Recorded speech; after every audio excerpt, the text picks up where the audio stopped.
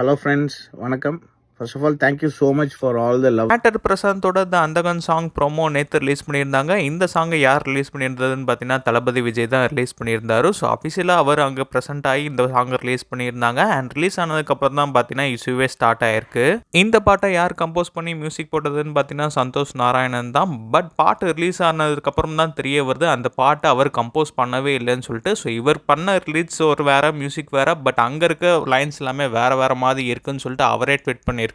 இது நான் கொடுத்த music relates arrangement and mix master இல்லவே இல்லைன்னு சொல்லிட்டு அவர் போட்டிருக்காரு. அண்ட் அதோட சாங் லேபிள் சோனி மியூசிக்கும் பார்த்தீங்கன்னா சந்தோஷ் நாராயணோட நேமை குறிப்பிடவே இல்லை. ஸோ சந்தோஷ் நாராயணுக்கு தெரியாமே பார்த்தீங்கன்னா வேற ஒரு லைன்ஸ்லாம் ரெடி பண்ணி அதை அர்னிருத பாட வச்சு பார்த்தீங்கன்னா அஃபீஷியலாக ப்ரோமோ ரிலீஸ் பண்ணியிருக்காங்க. ஸோ அவரே கன்ஃபியூஸ் ஆகி தான் இந்த ட்விட்டர் போட்டிருக்காரு. என்னடா இது நம்ம ஒன்று கம்போஸ் பண்ணி தந்தா அங்கே ஒன்று வேற தான் இருக்குது. ஸோ அப்புறம் தான் சரி இது நம்ம பாட்டு இல்லைன்னு சொல்லிட்டு ஒரு ட்விட்டும் போட்டிருக்காரு. ஸோ இவ்வளோ பெரிய music label actor Prashanth and Thalapathy விஜயே அங்கே ப்ரெசென்ட் ஆகி ரிலீஸ் பண்ணுறப்ப இப்படி ஒரு அநியாயம் நடக்குமான்ற கேள்விக்குறி தான் பார்த்தீங்கன்னா ஃபேன்ஸுக்கு மத்தியில் வந்திருக்கு. அண்ட் ஏன் சந்தோஷுக்கு மட்டும் இப்படிலாம் நடக்குதுன்னு சொல்லிட்டு ஃபேன்ஸ் எல்லா பேருமே கேட்டுட்டு இருக்காங்க.